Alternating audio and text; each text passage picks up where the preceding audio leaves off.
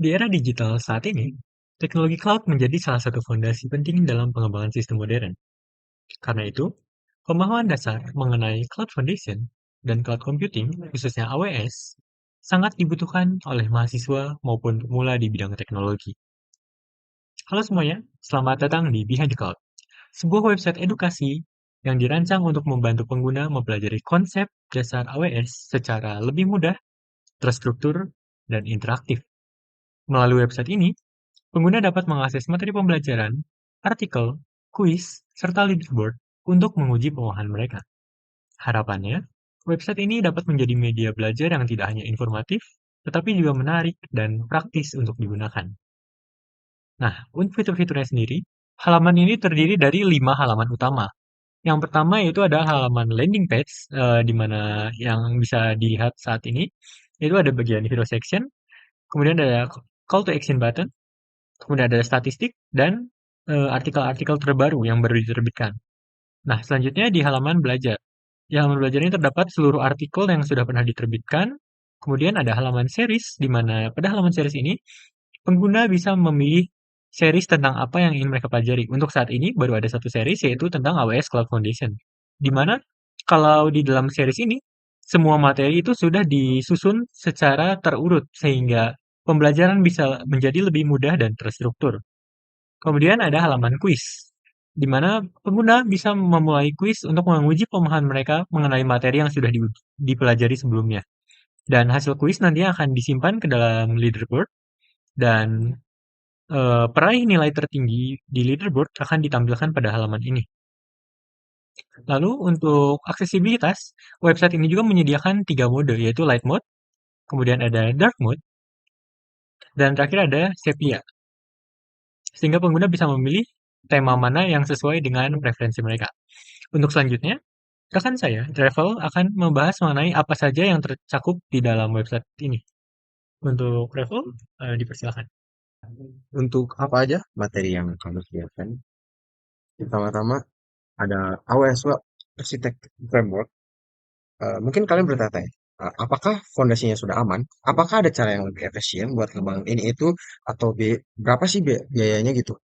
Nah, untuk itulah AWS Web Architecture ini hadir. Sebelum masuk, kalian harus paham dulu kalau AWS Well Architecture Framework ini memiliki 6 pilar, yaitu ada Operational Excellence, ada Security, Reliability, Performance Efficiency, Cost Optimization, Sustainability. Ketika kalian sudah paham tentang keenam hal ini, kita lanjut ke materi yang selanjutnya, yaitu Reliability dan High Availability. Apa sih artinya reliability?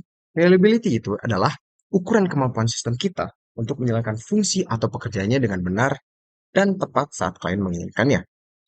Lalu, apa artinya availability itu? Availability artinya bersedia atau ketersediaan. Artinya, persentase waktu di mana sistem beroperasi secara normal atau uptime dibandingkan dengan total waktu yang ada. Lalu, gimana sih caranya biar AWS Trusted Advisor ini membantu customer? Dengan cara mengoptimalkan biaya, Trusted Advisor akan membantu pelanggan menghemat uang dengan mengidentifikasi sumber daya yang menyedot biaya tapi tidak digunakan atau kurang dimanfaatkan. Lalu ada meningkatkan keamanan. Nah, pilar ini adalah salah satu yang paling krusial. Kenapa?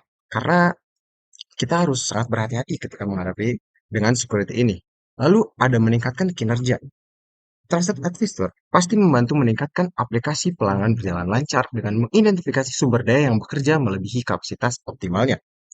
Lalu, memastikan juga toleransi kesalahan. Bantuan ini memastikan aplikasi pelanggan tetap menyala dan data tidak hilang meskipun terjadi kegagalan sistem atau bencana di satu pusat data. Lalu, memantau batas layanan. Secara default, AWS memberikan batasan kuota untuk setiap pelayanan demi mencegah tagihan tak terduga. Nah, jika kalian sudah paham hal ini, maka kita akan lanjut ke materi yang selanjutnya, yaitu AWS Well Architecture Design Principle. Kalian harus memahami prinsip-prinsip AWS Well Architecture ini. Yang pertama, yang setelah kita pelajari tadi, ringkasan 6 pilar. Ada Operational Excellence, yaitu menjalankan, memantau, dan terus memperbaiki sistem. Ada Security, di mana melindungi informasi, sistem, dan aset. Ada Reliability, yaitu pulih dari kegagalan dan mengurangi gangguan. Lalu ada performance efisiensi, di mana memakai resource secara efisien untuk memenuhi kebutuhan performa. Ada cost optimization, demi menghindari biaya yang tidak perlu, dan ada sustainability, mengurangi pemborosan, reduce, dan dampak lingkungan. Nah, kalian harus paham dengan prinsip operational excellent design, di mana yang berfokus pada operasi harian sistem. Yang pertama, kita itu harus jangan melakukan semua operasinya secara manual. Lalu, perubahan kecil itu lebih aman daripada perubahan besar. Daripada deploy 30 fitur sekaligus, lebih baik deploy bertahap. Lalu, prosedur operasional harus terus diperbaiki. Seperti setelah insiden, update runbook, setelah deploy gagal, perbaiki pipeline, dan jangan menunggu sistem gagal baru berpikir. Kayak harusnya kita, kalau nanti instan mati, apa yang terjadi ya? Kalau misalnya database gagal, gimana caranya buat kita recovery? Terus, setiap kegagalan adalah data untuk improve. Setelah insiden, lakukan post-incident review kayak apa yang terjadi, apa dampaknya, terus bagaimana deteksinya sih? Nah, ketika kalian sudah paham-paham prinsip-prinsip ini, kalian harus paham juga prinsip security design, di mana berfokus pada perlindungan sistem dan data. Kita semua harus tahu kalau identitas adalah fondasi keamanan. Dan kita juga harus tahu kalau aktivitas itu penting harus bisa dilacak. Kayak siapa yang menghapus bucket, siapa yang mengubah security group, kita harus paham akan semua itu. Nah, tapi security ini tidak cukup hanya di satu tempat.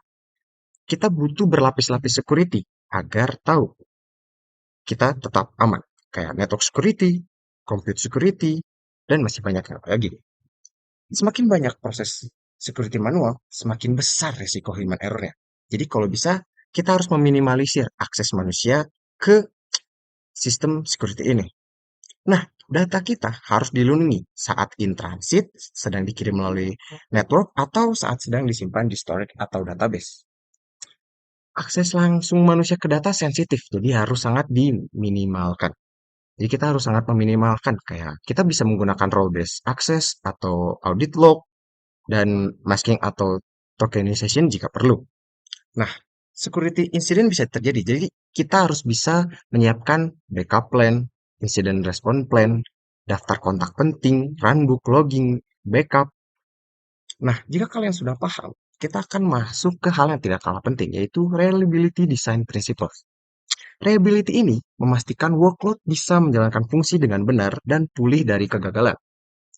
Sistem harus bisa mendeteksi masalah dan pulih otomatis, seperti auto-scaling mengganti EC2 yang unhealthy. Backup tidak berguna kalau tidak pernah diuji. Kita harus sering mengujinya secara berkala. Kita juga harus tahu, daripada memakai satu server besar, gunakan beberapa server kecil. Keuntungannya ya lebih mudah scale, lebih tahan kegagalan, dan lebih fleksibel.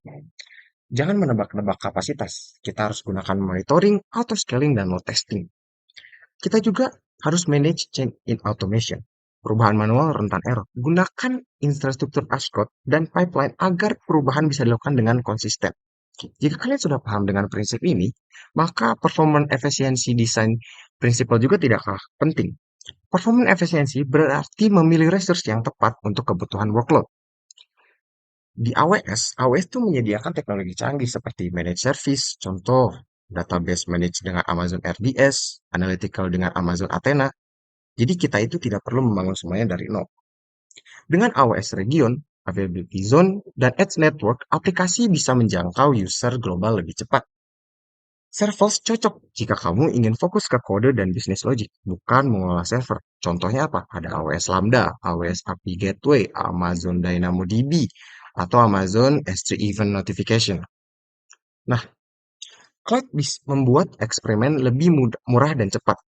Kita bisa coba instant type yang berbeda, melakukan A atau B testing, mencoba database yang berbeda. Kita harus tahu kalau cloud bisa membuat eksperimen lebih murah dan cepat. Contohnya kita bisa mencoba instant type yang berbeda, mencoba database yang berbeda, membuat prototype, lalu menghapusnya. Nah, kita harus pahami cara kerja teknologi agar tidak salah memilih solusi. Seperti workload ready heavy mungkin cocok dengan caching, workload event driven mungkin cocok dengan serverless. Nah, jika kita sudah paham dengan prinsip itu, ada prinsip yang tidak kalah penting yang kita pikirkan, apalagi kondisi rupiah saat ini mengkhawatirkan, yaitu cost optimization design principle. Kita harus menghindari biaya yang tidak perlu. Seperti biaya cloud harus dikelola secara aktif. Contoh kita harus membuat budget, menandai resource, memantau cost per project, dan review biaya rutin agar tidak jebol. Lalu kita harus adopt a consumption model. Kita harus menggunakan atau memakai model pay as you go. Manfaatnya apa? Ya, tidak perlu beli server di awal, bisa scale up atau down, dan bayar sesuai penggunaan. Tapi, kalau source tidak dimatikan, biaya tetap berjalan. Nah, kita harus mengukur apakah biaya ini sebanding dengan hasil. Contoh, biaya per request, per order, per user aktif. Kita harus benar memikirkan itu secara matang. Dan jangan menghabiskan energi untuk pekerjaan infrastruktur yang tidak membedakan bisnis kamu. Contoh, daripada mengelola database sendiri di situ, gunakan Amazon RDS jika cocok. Pastikan kamu tahu biaya datang dari mana. Gunakan teks, AWS Cost Explorer, AWS Budget, dan Cost Allocation Report. Jika kita sudah paham tentang prinsip-prinsip ini, maka kita harus paham tentang high availability. Nah, di artikel sebelumnya, kita membahas konsep reliability dan high availability. Sekarang, kita masuk ke lebih dalam. High availability bukan suatu fitur tunggal. High availability adalah hasil dari beberapa keputusan arsitektur, tidak bergantung pada satu server, menyebabkan workload lebih ke satu availability zone, menggunakan load balancer, menyiapkan backup, dan melakukan monitoring. Single point of failure adalah salah satu komponen yang jika gagal akan membuat seluruh sistem berhenti. Kayak misalnya contoh buruknya dari user ke EC2 instance ke database di instance yang sama. Jika EC2 mati, website mati, database juga ikut mati. Solusinya apa? Dari user ke load balancer ke beberapa EC2 instance dan database terpisah. Lalu kita harus gunakan lebih dari satu availability zone. Kan lebih enak kalau misalnya dari region itu punya EC2 instant A sama EC2 instant B gitu. Terus kita harus gunakan elastic load balancing, di mana load balancer membagi traffic ke beberapa target yang sehat. Manfaatnya apa? Traffic tidak menumpuk di satu server, scaling lebih murah, cocok untuk arsitektur multi. Nah, kita harus tahu kalau auto scaling membantu menambah atau mengurangi kapasitas secara otomatis. Database sering menjadi komponen paling kritis. Untuk aplikasi relasional, kamu bisa menggunakan Amazon RDS Multi-Z. Jika premise bermasalah, RDS dapat melakukan failover ke standby. Manfaatnya apa? Database lebih tahan gangguan, maintenance lebih aman, recovery lebih cepat. Nah, kita jangan menyimpan file penting hanya di disk lokal EC2. Jika EC2 diganti atau mati, data kamu hilang deh. Jadi kita bisa gunakan Amazon S3 untuk menyimpan objek seperti gambar produk, file upload user, backup export, static asset, log tertentu. Manfaat S3-nya apa sih? Ada durable, scalable, cocok untuk object storage, dan bisa dikombinasikan dengan versioning dan lifecycle policy. Nah, high availability membantu sistem tetap berjalan, tetapi backup tetap penting. Backup melindungi dari data corruption, kesalahan development, ransomware. Contoh AWS-nya apa? EBS Snapshot untuk volume EBS, S3 versioning untuk objek, dan masih banyak. Jangan hanya membuat backup, lakukan juga restore test. Sistem highly available tetap butuh monitoring. Gunakan Amazon CloudWatch untuk memantau CPU usage, error rate, disk usage, alarm status. Tanpa monitoring, mungkin kita baru bisa tahu sistem bermasalah setelah user komplain. Jadinya rugi kan? Lalu lanjut. Nah, setelah tadi kita membahas AWS Well Architecture Tool dan AWS Trusted Advisor, kita harus tahu bedanya apa sih? Lebih bagus yang mana? Kayak kita harusnya pakai yang mana? Perbedaannya adalah bukan lebih bagus yang mana, tapi kapan waktu yang tepat untuk kita menggunakan salah satu dari tool ini.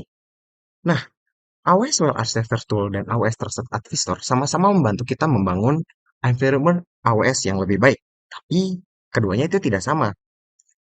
Kayak kesalahan umum yang sering terjadi itu kalau sudah pakai Trusted Advisor, berarti kita tidak perlu pakai Well Architecture Review atau sebaliknya. Keduanya itu punya fungsi yang berbeda dan saling melengkapi. Singkatnya, kalau AWS Well Architecture itu review workout dan kebutuhan arsitektur berdasarkan best practice. Tapi kalau AWS Trusted Advisor mengecek environment AWS yang sudah berjalan dan memberi rekomendasi secara real time. Contoh, kalau misalnya AWS Well Architecture Tool ini bantu kayak mendokumentasi keputusan arsitektur, menjawab pertanyaan best practice, menemukan risiko. Misal kamu nanya, kayak gimana sih ngelola identity dan permission, atau gimana sih biar workload kita itu pulih dari kegagalan, maka AWS Well Architecture Tool ini pilihannya.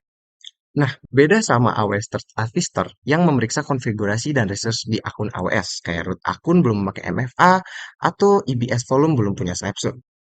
Nah, Trusted Artister ini sangat berguna setelah research sudah dibuat. Perbedaan utamanya jelas, seperti fokusnya, outputnya, seperti contoh hasilnya juga berbeda.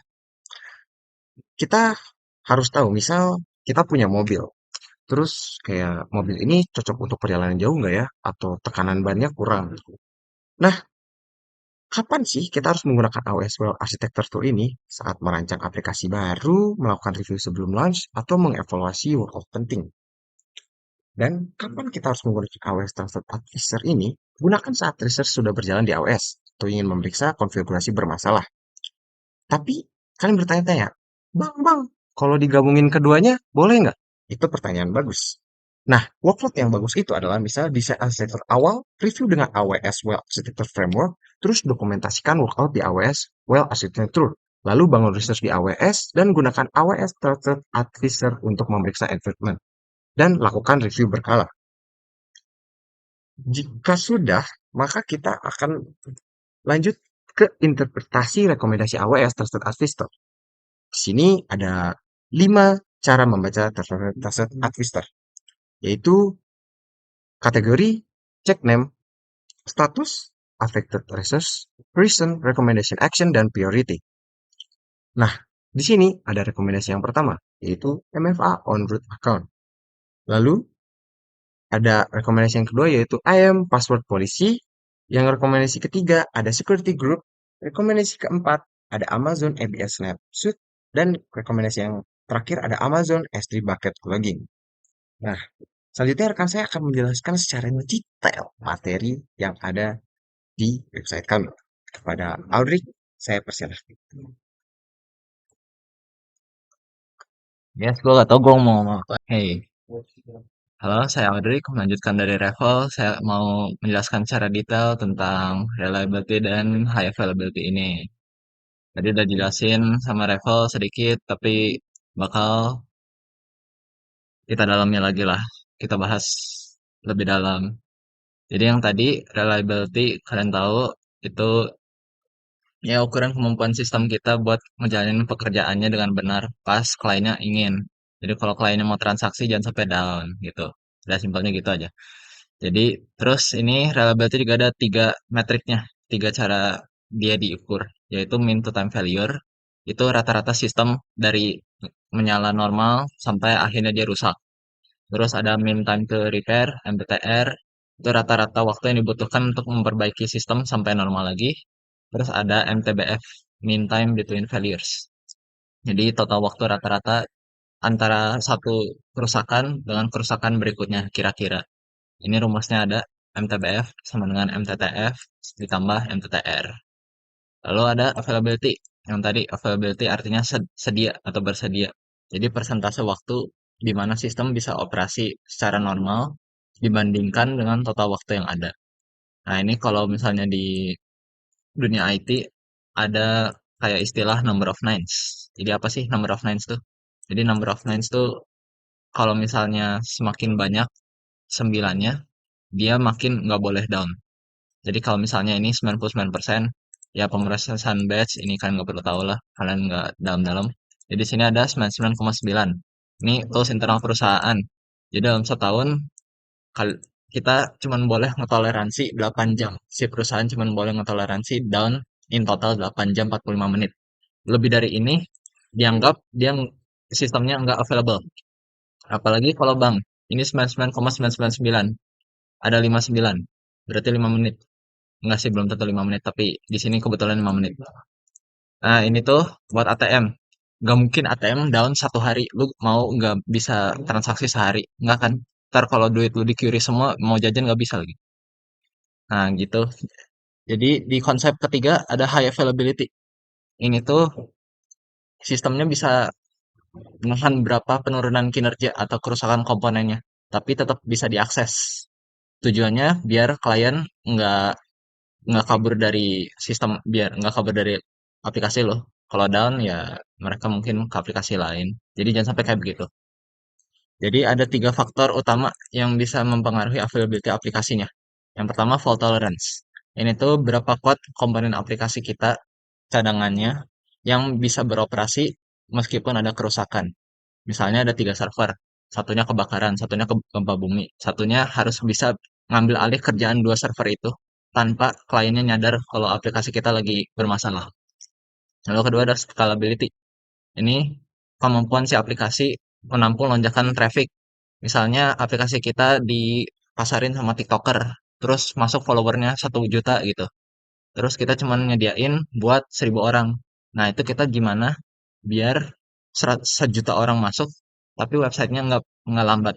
Otomatis ya kita harus beli size server yang lebih gede dalam waktu itu juga.